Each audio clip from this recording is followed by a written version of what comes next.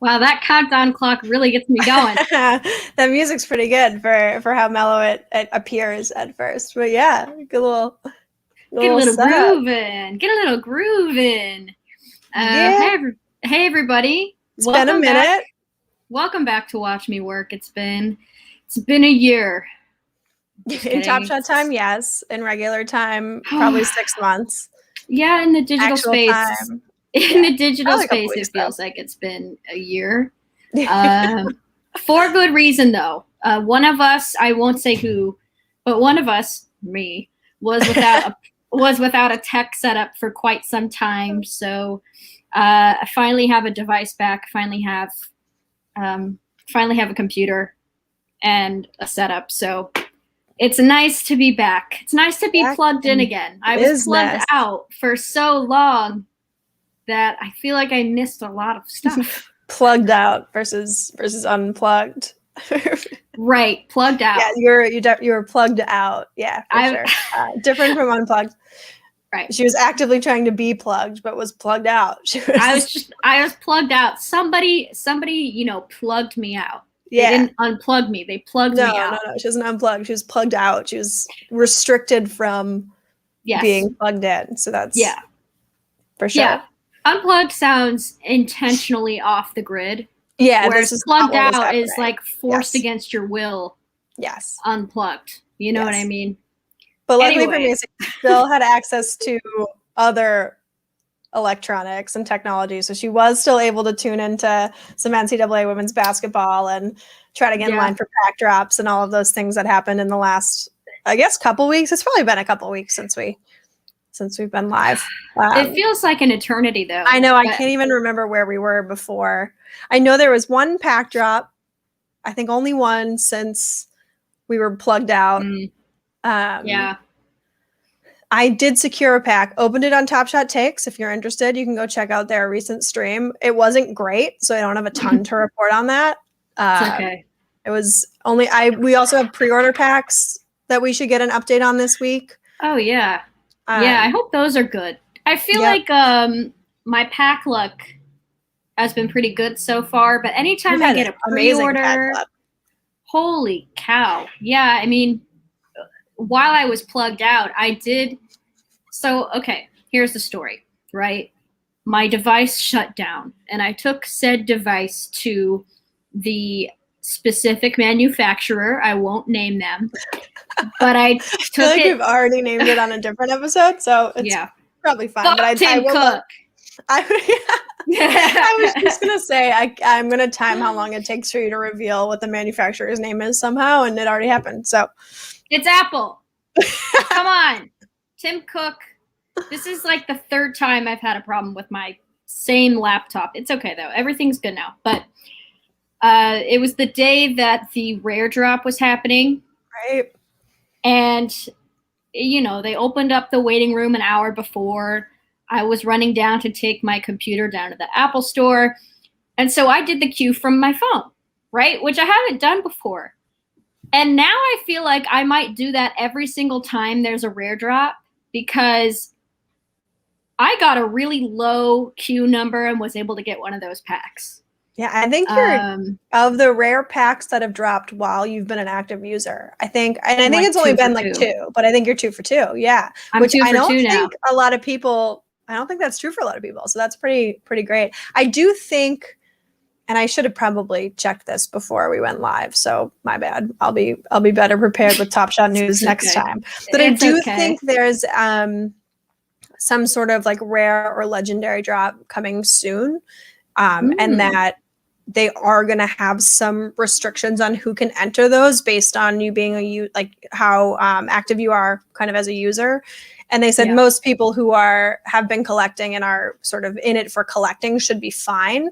But I am curious what that means to them, because I don't have any of those fancy cards, and I haven't purchased like in it for collecting MGLEs so I don't know what that means to them, and I'll be curious just for that alone of sort of what they think qualifies you to be included in those drops, and what it looks like to be kind of a legit collector to qualify. So I'm interested in what that looks like, and hopefully our collections are strong enough that we are allowed to do that. I would think hopefully it's just like a moment minimum that's a little bit higher. Like maybe it goes up to 10 or 15 or something.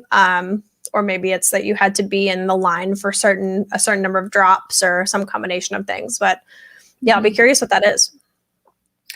Yeah. I would assume it would just be maybe like, oh, you can participate in this drop if you have one card from series 1. Like maybe that would incentivize collectors, because then, because most of the people that joined came in during series 2 drops. Right. So maybe it'll be something like, hey, if you have at least one moment from series 1, that would be kind of the only thing I can think of as qualifying you as a collector, unless there's a certain level of cards that you have, like 10 cards, 20 cards. Right.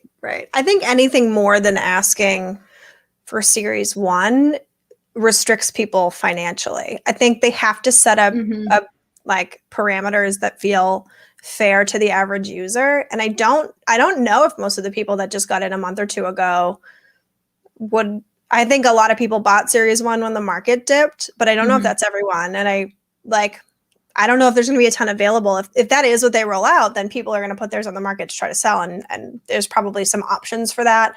And there probably are some series 1 that go at lower prices so that you could qualify for the drop. I can also see people holding their series 1 so that less people qualify for the drop. Like it could go both ways. So I think that's probably the most restrictive they could be as far as specific cards go. I think you're right that's if it's not a number of moments thing, if it's like number of moments and quality of moments, I would think that's as much as they could do, right? Because you probably don't need to have. My concern was that you'd need like an MGLE or something from like even a Cool Cats pack. Like I don't have any Cool Cats because I just didn't buy any. Or like if you had to participate in a challenge, like I haven't. Oh, that's the other thing is I have a feeling this is in direct response to the market absolutely dying and dropping and values going way down. I think they're trying to make up for it by saying, no, we're going to incentivize collectors and not people who are just riding the buying and selling wave and, acting like this is a stock market. I think that's got to be the only reason why they would restrict certain people from participating in a drop. I can't imagine it's a traffic thing because they've been able to handle the traffic thing pretty well with just the randomized queue, right? Yeah. I think too, I think part of restricting it also will drive the marketplace. That I wonder if what they do is enough that people will need to go to the marketplace to qualify. And I would think, if they're going to put restrictions like that out, I wonder if they release those more than like 24 to 48 hours in advance so that people have time to secure what they would need to qualify, or if they're going to do it the other way and just be like, listen, if you qualify, here's this short notice, see what happens in the marketplace over that time. Because it's going to affect the marketplace. If you have to have a certain like X number of things or whatever it is, right? If there are parameters, it will affect the marketplace for those specific parameters, right? So I'll be interested what they are and what it does to the market and what it means for future drops, because you probably have to just increase, like you would have to restrict access more and more every time if that's your goal, is that like a certain number of people, Well, exactly. Again, it has to be in direct response to the market tanking and people being upset that it's tanking. But I think people forget, like this is all these NFTs and crypto and any digital form of stock or trading. It's a long-term investment. It's like physical trading cards too. Those are long-term investments as well. And I think because the trading is so instant and you see things moving so quickly, there is a need for people to want the market to pick up instantly. Yeah. But it's not like that. It's not going to be like that for a very long time. No. It's going to be a long period of time where we're just waiting for prices to go up. And that's only going to happen if people hold on. Yeah. And I think too, their goal is to make the marketplace accessible to the average user. And they want there to be moments in the marketplace that are only a couple bucks. And so if that's your long-term goal, they're going to be pushing out packs for people to buy. And right now, I think they don't want to sell them yet because they are holding and they're like, this is a long-term thing. And so I don't think the market's right. I don't think it's accurately reflecting what the platform is going to be in even once they're out of beta. And so I do think that the range of prices in the marketplace is going to widen. And I do think that people are going to feel like that's a dip probably for a long time. But I think your high value cards are going to retain value. And I think your average cards, which is what we're seeing in the marketplace now, are going to stay kind of low. And I think if you can afford to buy on the dip, that's a good thing. Like, it's good that prices go down if, you believe in the product and buy cards you think will be valuable. Like, it lets you do that. Yeah. So I don't think it's a bad thing. I think you're right that it was this boom, and now people are freaking out that they didn't sell their stuff in time. And it's like, it's beta. It is in beta. They haven't marketed. They've marketed once. They sort of marketed for the All-Star game, and that's it. They just hired someone who was with the NFL and MLB to come on. So this is only the beginning of Top Shot. So I'm not worried about the market. People are freaking out. I'm not either. There's no need to panic at all. It's still a baby. It's brand new. Yeah. So exactly. You don't yell at your 1-year-old for not knowing how to use the toilet. They made a sound that sounded like dad, and now they're not making noises anymore. And you're like, you are so glow. Shut up. Yeah. Give me the big stuff. Yeah. Guys, don't panic. No need to panic. If you're just joining Top Shot now, too, anybody just joining might see the value of cards now and be like, whoa, you mean I bought 12 cards and I made a $1,000 profit already because one day of trading made my value go up? Any new person might look at this and be like, whoa, I'm already making a lot of money off of this. But or they'll be like, I can get cards because they're not super expensive. Yeah, because they're not super expensive. Yeah. It's a good thing. You have more people buying in now. And then you also have collectors, obviously, who are going to be taking advantage of these lower prices on moments, especially anything from Series 1 or Metallics or, even legendary moments. Prices have dipped significantly. So the market is still very much alive, but give it some time. There's still only maybe around 300,000 people on the site. So do we know how many people are in the world? You guys, there are billions of people in the world. Billions. In the world, too. This hasn't even tapped into international markets in a way that it's going to. So it's, there's a lot down the pipeline. I also, to lead us into sort of our next topic, do we still think that WNBA will roll out in August? Because I thought I saw the other day that May is the start of the season. They're thinking May 15th, 16th might be a start date. I saw something with someone figured out with CBS or something that it could be May. And we know the draft is April 15th. That's coming up in a couple weeks. So a week, I guess, end of next week. So do we think, and especially with the 25th anniversary season, WNBA is really pushing some rebrands and, trying to get viewers. I wonder, do we think that timeline's different now? Here's my thought, because I recently saw that they are pushing back the Run It Back release. Yeah. They were going to do another Run It Back release, and they said that they were pushing that back. Yeah, which makes sense to do that. I think that's this summer. One of the office hours, they kind of said when. It makes sense for them to save that for the off season. So NBA playoffs and the WNBA potential start date are both in May. So I wonder, to save Run It Back for the NBA offseason makes sense. They've said before, which is what we kind of reported on, was that Series 3 the latest for WNBA, but they do write their series or season. So they're thinking that Season 3 of the NBA would be right as Series 3 is when they'd start WNBA. But the seasons don't line up with NBA and WNBA. So I don't know if they start Series 3 at the start of the WNBA season and then let it roll through. But that also puts it with NBA season 2 because they're still in playoffs. So if May is the start date for WNBA and it's playoffs for NBA, how do they do the series season stuff? So that was going to be my point, is by pushing back Run It Back series, clearly there's something else they're working on. And what are the chances that it is pushing forward the WNBA release, whenever that could be? We could probably even see it at the end of series 2. Maybe it might not be a series 3 thing. It might not. I just have a feeling, if tentatively their plan was to release Run It Back and WNBA and some other series 3 things, by pushing back, Run It Back moments, that means they're probably working on something that's a little, a little more important. I don't think they're pushing Run It Back because they have something else in the pipeline. I think they're pushing Run It Back because they need something big for the offseason for NBA. Mm-hmm. So I don't know if that's necessarily because there's something else. I feel like at any given time, they always have enough going on that, who knows? And I know some of this stuff I think has been pushed because they were trying to give people withdrawal, like their focus the last few months has been getting people withdrawal capabilities. But yeah, so I just don't know if Run It Back definitely feels like an off-season thing. Hopefully that frees them up to do something like WNBA sooner, to your point. But yeah, that's what I Series think. 3, I don't know. Like, do they start Series 3 during the WNBA season? Because you could do Series 3. Here's the thing.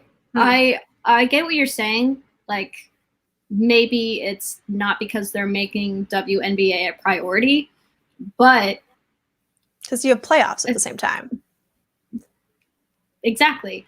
So I don't know. I just have a feeling there's something else that's going on or something else they're working on, because why wouldn't they just start working on that now?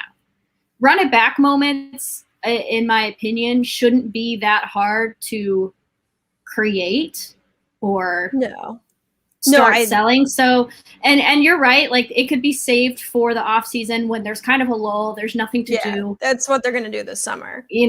But is it also because they are clearing the way for, something else that they can focus on, even if it's just bug updates, or maybe they're going to start launching in a different part of the world and they just need people to stop asking, like, stop submitting a ticket, stop DMing us asking when Run It Back moments are, so that we can just focus on something else. Because, oh my gosh, the other thing that happened, people got Dapper credit for submitting tickets. Yeah. I forgot that happened in the time since we. What the fuck? I also heard. My French. Yeah, I also heard they were giving people who had like valid queue numbers for the rare and legendary pack drops. Oh, that's right. I gifted a pack. They were given. I forget what they were given. But if you had a legitimate queue spot and something went wrong, so Mike thought he was going to get one because he was in line for the holo pack. And then they had given some out in the beginning, so his number was no longer high enough, but it would have been had that glitch not happened. And he didn't end up getting one. But they were giving out like a consolation pack to people who should have probably gotten a rare or a holo. I don't know if that's just people who submitted tickets or what happened with that, but they're definitely. Talk about the credit. Let's talk about the credit for a second, though, because there are people who got hundreds of dollars in free Dapper credit because they submitted tickets. And I don't know how I feel about giving people free money because they weren't able to get to their ticket, essentially. I don't know how I feel about that. Yeah, they had said they gave Dapper Balance to people who's had waited too long for a response, essentially.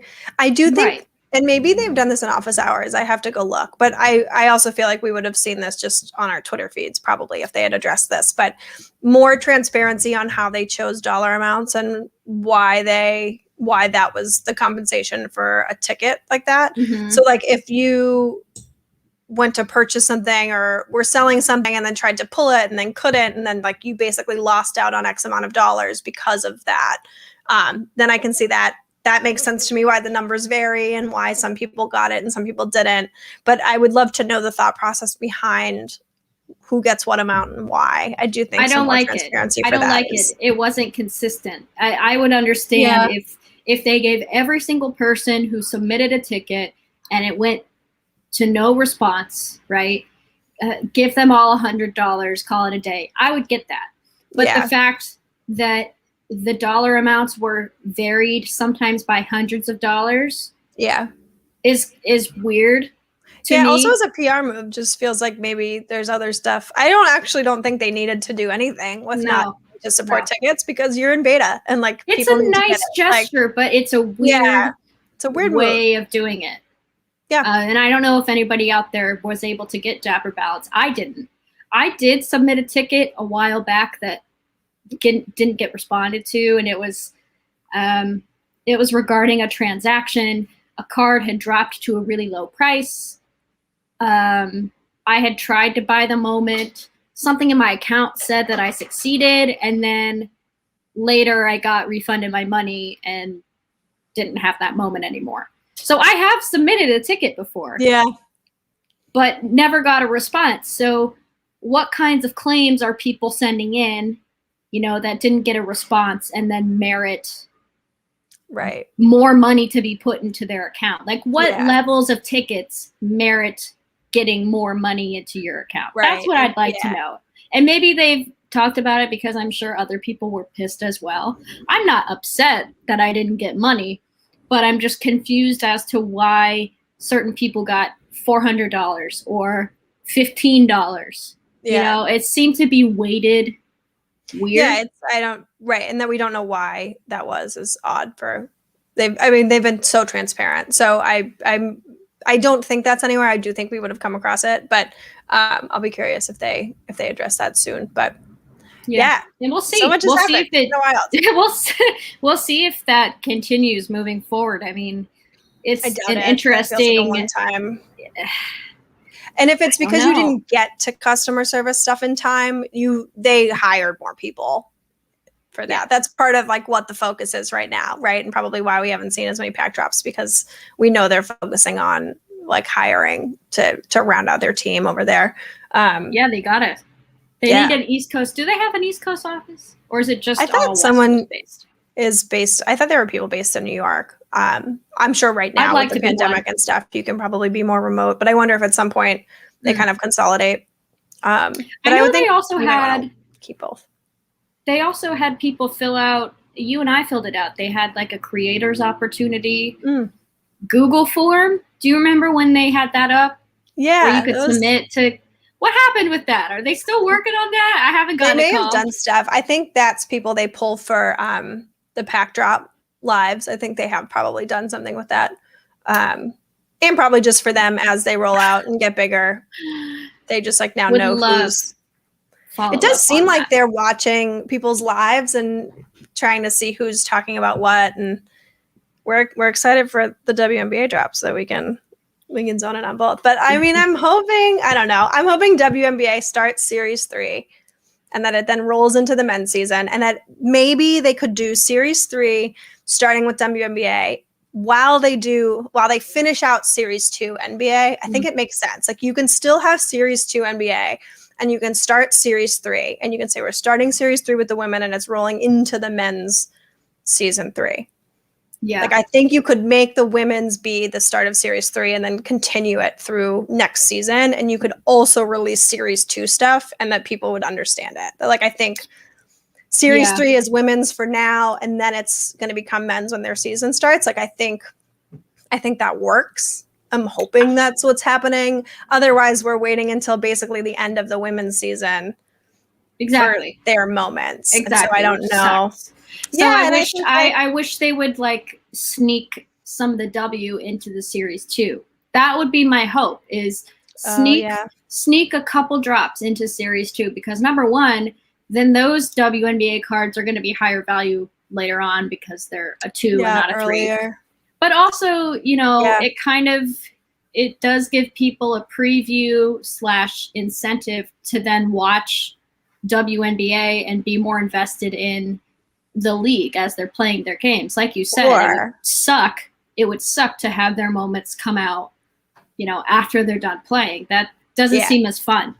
No, and where it's the 25th season for them, I feel like there's a lot of opportunity for Top Shot to kind of latch onto this season specifically. I wonder maybe if they roll out WNBA with the Run It backpack, and if that's our first, if they have women's moments either in that or if they do like a men's run it back and a women's run it back and that's sort of the launch, because that also seems very cool to me. But yeah, it feels like a missed opportunity to not roll out WNBA during their season, especially in this 25th anniversary season. Like well, exactly. Give us a pack drop of W during the draft week.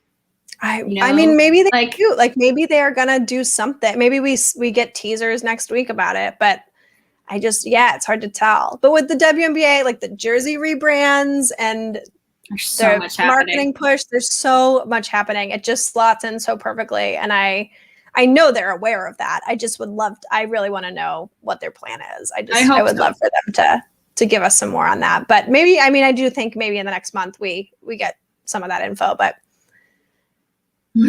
I want it now is the thing. I'd love to start collecting those now. Oh, me too. Especially with the NCAA women's tournament being as exciting as it is and gaining so much traction. It feels like people are interested in it in a way that I don't feel like they have been in the past. And so capitalizing on that moment.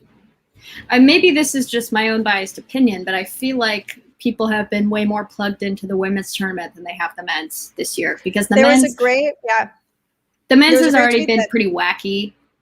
Although that game last night was awesome. My goodness, was awesome. Both games were pretty solid, but the UCLA Gonzaga game, what a heartbreaking loss. I forgot that wasn't the championship game by the end of the game. I was like, oh my God, that's right. They have another one. Like what? But there was a great tweet that was looking at the NCAA players and that like who has the biggest social media followings, and it's women's players. It's Paige Buchers, I think. And then they looked at engagement of the NCAA women's tournament versus the men's tournament. And at that point, you had that UConn Baylor game and the no foul call at the end, and that had a lot of traffic online. And it was right after that. So that definitely influenced who was getting more traffic. But you would think that the men's tournament would still have comparable numbers. I would bet now, maybe after last night's buzzer beater in overtime, I would think maybe the men's caught up to that moment. But yeah, they were, the women are generating traffic. There's buzz. The NBA players are tweeting about them. Like Draymond's tweets, who is like 10 years behind, but is talking about it. So I will give him that credit, but then I will tell him to look at all of the replies from the WNBA players and his mentions and reassess. So, okay, let's talk about that. Yeah, let's get into that. Draymond Green decided to start a Twitter. I'm not going to call it a thread because it wasn't a thread. It was not a thread. He did a series of tweets talking about, the tweet that started it all. He mentioned DT, Sue Bird, Candace Parker, Maya Moore, all of the WNBA legends. He added them in the tweet, and then started to go on this rant of how he thinks they should be doing more to advertise the women's game. And you guys are going to have to, he still has the tweets up. Yeah, to all my lady hoopers, I want to share some of my thoughts. Oh yeah, can we try to pull the tweet up? I can pull it up. At least like the first two, because I think it's important that the people see, I'm logged into this is the kind of stuff that we hear every day. Twitter account. So everyone, follow at Mike Zakarian if you want more of his info. We're looking at Draymond, but don't be surprised when you see his, if I move this here, can I still see where we're at? Okay. So this is where it starts. It's this one with a bunch of people. So all my lady hoopers out there, I want to share some of my thoughts. He tags them all. Follow these next few tweets, please. Doesn't know how to thread on Twitter. So it's just these next ones. And he's like, I've been seeing a lot of talk about the pay gap. Let's stop allowing the complaints to fall on deaf ears. As long as you make the argument about pay, while the revenue stays the same, they'll continue to point to revenue, is basically his point. And he's like, all right, here are my ideas. Like, basically, all of these tweets boil down to force their hand, like make them pay you more, increase revenue, blah, blah, blah. And they're like, do you think we haven't thought of this? Yeah, so that's also, the whole thing is, why is this on us? Like, that's the thing about this entire thread is, here are my ideas for you to execute. Why don't, Draymond, you think of some ideas of Well, and things that also- you can do, Yeah. things that you can do to elevate the women's game, to uplift the women's game, to advertise the women's game. Right. Why don't you do a basketball camp for women in the town where you play? Why don't you just do a women's only basketball camp, have all your friends come and do shooting drills and do a whole camp just for women? Why can't you donate some of your money to like your rec women's basketball leagues in your hometown? Why can't you tweet about NCAA women's games that are going on or WNBA games going on and show a little highlight and be like, ooh, look at this move? What can you do, Draymond? And every other man out there who agrees with this, because clearly a ton of people agree with this, what can you do? Because women are already putting in the work. We have been for a long time. And this is the frustration with female content creators is we're making content for a reason. Why do you think we even do this podcast and this channel to cover the WNBA? Why do you think other women do this as well? It's not that we're not putting in the work. Women are doing it. So like this tweet's a great example. He's like, who's building up your platform? Who's telling the stories of how great everyone is? And it's like, go Google it.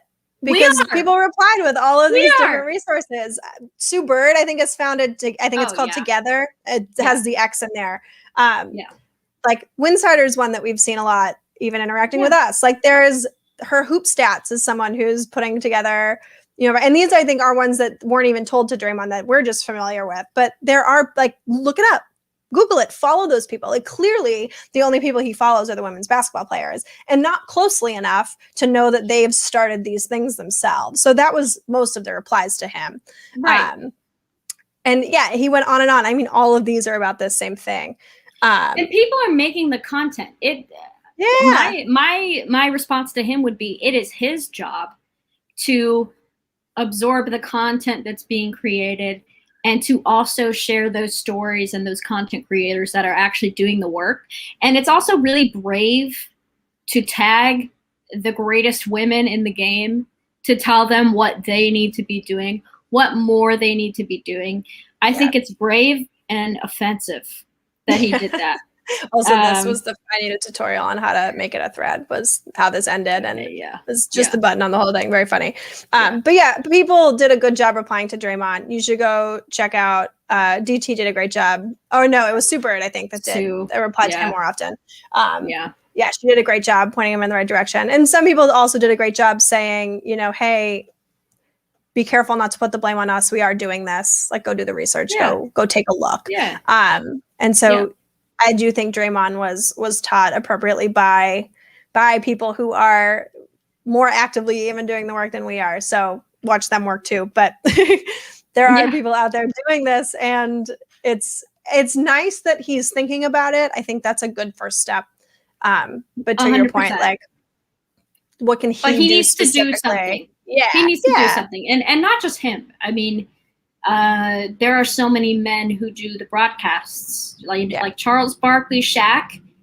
Why don't you guys do some coverage on WNBA stuff, right? Like, or tell the networks to include it. Like, they may not, right? Because their show's a specific thing. They can still be NBA on TNT, but what can they use their platform to push WNBA on TNT? And they have Candace Parker in there. They have women coming in to comment, but they're still basically commenting on the men's game. So I think the start is women commenting on the men's game, but eventually we want everyone commenting on the women's games too, and to the same degree. And it should be easier because the season's shorter and there's less teams. And it's like, come on. And to his point, like, how do you do some of those things? How do you push the envelope? Like, those are big questions that don't have simple answers. And he was sort of laying them out as if they were easy to answer and like, duh, why haven't you done this? And it's like, well, duh, it's not that easy. Like, he essentially said, like, you know, stop talking about the pay when the revenue's not there.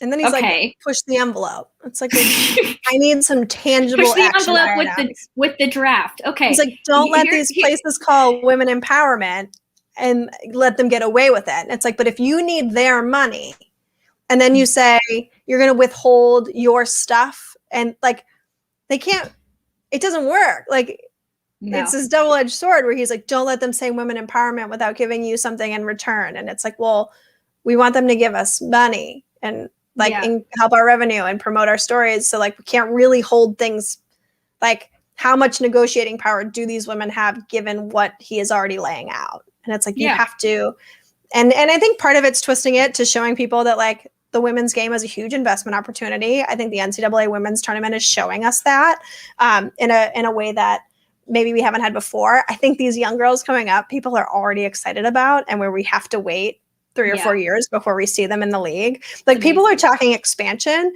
and I haven't seen that. I mean, I know my timelines. Oh my gosh, I haven't seen that I haven't seen anyone. I haven't ever seen that. I haven't seen that ever. Yeah. And so like I know more teams. My timeline is sort of a bubble, but I do think that my timeline is very NBA heavy, and it's starting to become more WNBA, probably from my activity too. But to see people talking about expansion in that way is really cool. And to see them excited about these girls coming up and talking about these NCAA women's games is really, really neat.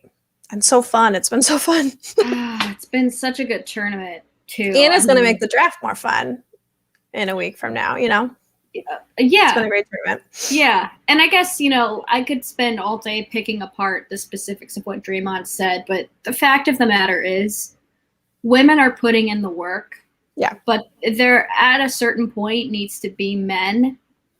I hate using the word allies, but like they gotta be allies. They have to also do it, because in a lot of spaces, women are already hyper analyzed and put down, and there's always somebody on Twitter saying, oh, go make a sandwich, you dumb broad. Like that always exists. But if Draymond gets on TV or LeBron gets on TV, there's a lot less of that. So we need them also to do the work in promoting the game, because people actually will listen to them.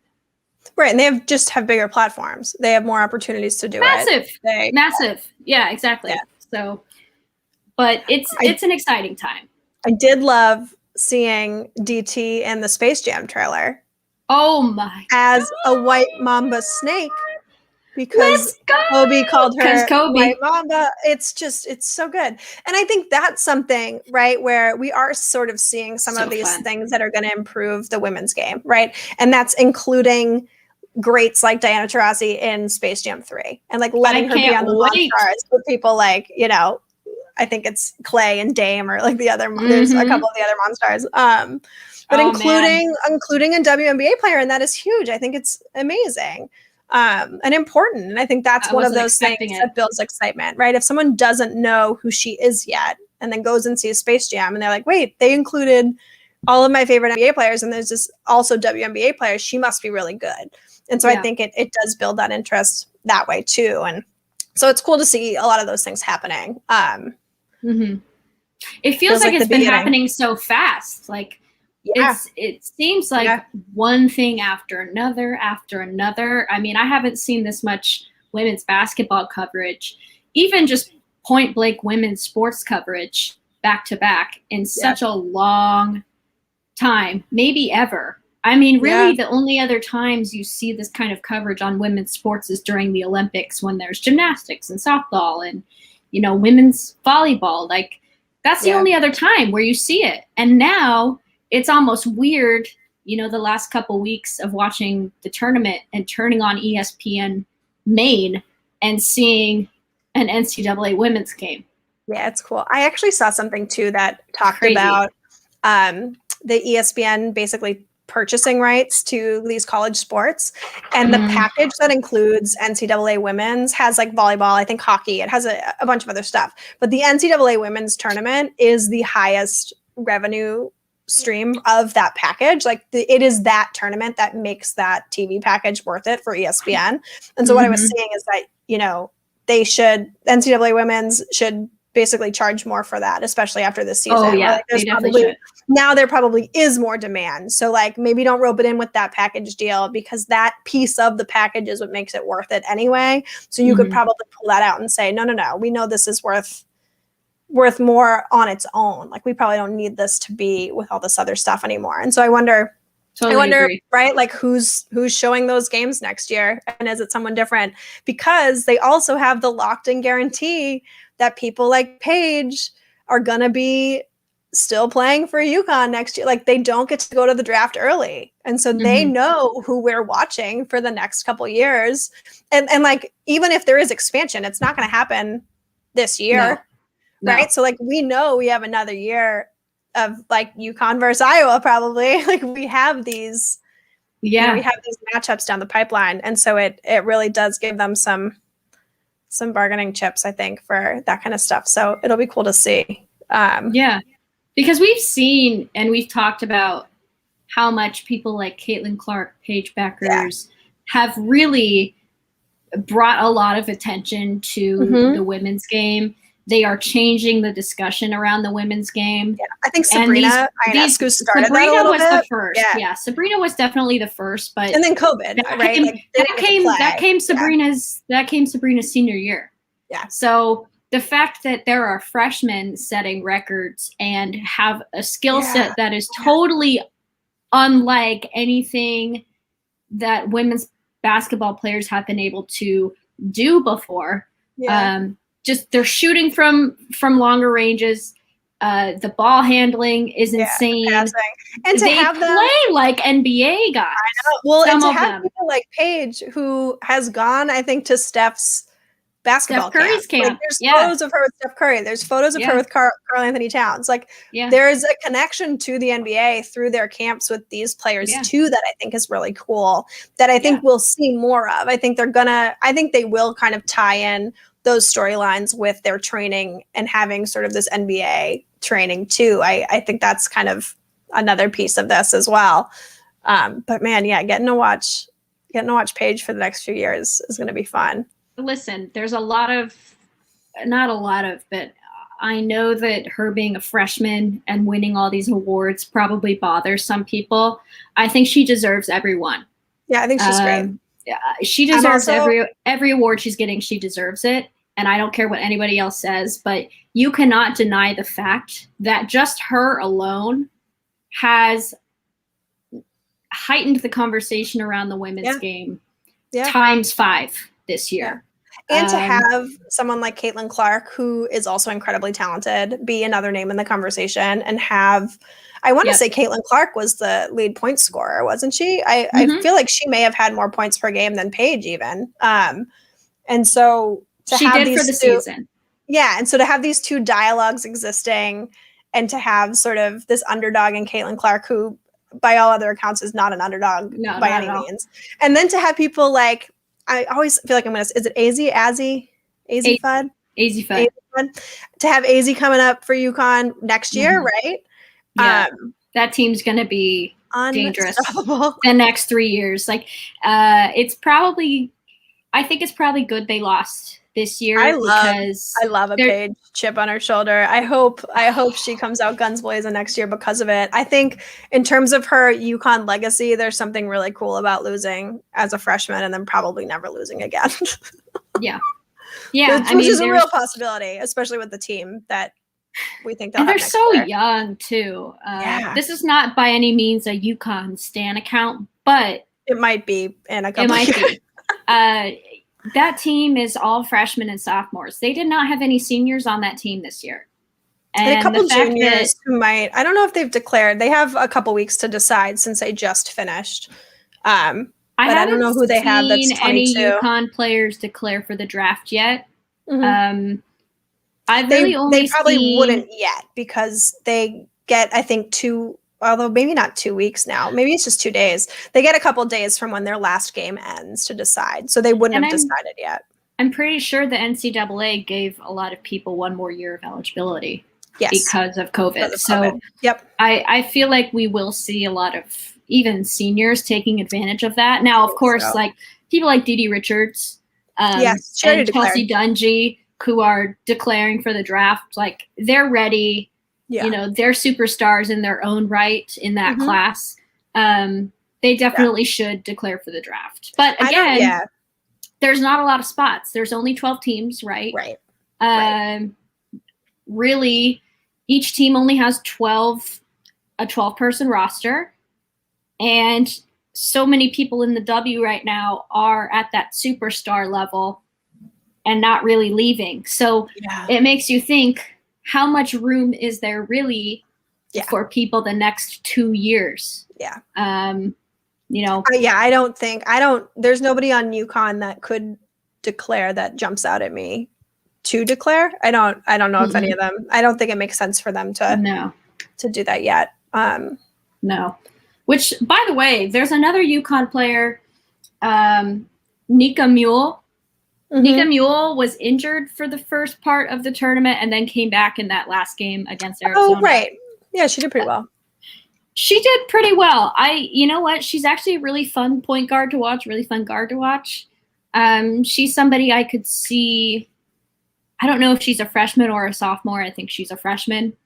But I could see her being one of the top players in the league, I think, in a couple of years. But it's hard when you're surrounded by Paige Beckers, Daisy Fudd, who are like the two most talked about women's collegiate basketball players right now. Yeah. And there's a lot of really amazing women's collegiate basketball players. Yeah. So like I said, I think Paige deserves all the hype she's getting and all the awards, and I think just based on her hyping up the game alone, I think is worth a lot. And it's appreciated, and she seems like she has a good attitude and really works her ass off and just can ball. She's a walking bucket. I do love, though, that Ari McDonald is getting her day in the sun, because she also deserves it. And that game, she is playing lights out. I am so excited. We actually should probably wrap up here in a minute since that game is starting. But I am so excited to see her play tonight. That team hit their stride at just the right moment. Adia Barnes. Having her coaching. Coach. She's incredible. Holy shit. She is I hope they extend her contract for years to come, and that, Arizona, I think now, because she's the head of the team, might be, a Final Four team for the future. They have never been that kind of team. No. The Pac-12 generally has not been, a basketball. Yeah, and look at them. A basketball part of the United States. So the fact that two Pac-12 teams are in the finals and in the championship game is huge. Yeah, it's cool. Stanford obviously has a winning history, but I'm so excited for Arizona. The game's going to be really amazing. Ari McDonald, she has so much momentum and so much intensity and fire going into this. She's fun. It's going to be a good game. You just know. We're excited for that one. I'm looking forward to that matchup. I do think that there's something about that matchup versus Stanford UConn that feels more exciting. I think there's something really cool about having an underdog to root for. That people like that. I think Adia Barnes and her storyline makes it even more exciting that she played there and then is back and, played for Seattle Storm and won with them and is a mom and has, this is one of those instances where you learn the storylines to these players. And there are people who are probably watching this that have no idea Adia Barnes played the WNBA. That will build WNBA fandom, I think, too, and might make people kind of go back to, maybe you get some more Seattle Storm fans as a result of some new Arizona fans. But it's pretty cool, and I think there's a lot to look forward to for tonight's game and for games in the future, and these young girls coming up are going to be that talent, man. They are killing it for sure. This game is going to be amazing. Please go ahead and go turn on ESPN and watch Arizona versus Stanford in the Women's National Championship. Arizona has never been there. So maybe that's somebody you root for. You root for the underdog, the people that are counted out. But Stanford is also an amazing team. I think we're just so proud of all these young women for really just elevating the hype around the women's game in general and elevating how you play the game at the women's level as well. I mean, it's just so fun watching them, and tonight's match is going to be great. And, we may be too into the game to live tweet too much, but I don't think I'm going to be able to. I may be on Twitter depending on my reactions, but tweet at us if you have questions or thoughts, or you're watching the game and you want someone to chat with. I will definitely respond to tweets if we're seeing some come in, and I'll do my best to tweet out as we go. Yeah. But yeah, it's game time. So we'll wrap up here. Any final thoughts, Macy, before we? I love women, man. We're so good. We're so good at everything. But thank you guys for tuning in. I know this was a quick stream, but we'll be back later this week with another stream, especially since I'm back with a computer and a setup and everything. We'll definitely be here for the draft on April 15th. Yes, we will. We may have to delay that a little bit with my work schedule, but April 15th, figure it out. calendars. And then, as this tournament ends, we'll see who we're working with for draft prospects, and we'll have some thoughts on that, I'm sure. So stay tuned. Stay tuned. We'll do a full recap of everything soon. But we love you guys. Happy Easter. Yeah. Happy March Madness. Happy April showers. Yeah. And we'll I don't know. see you soon. See you soon.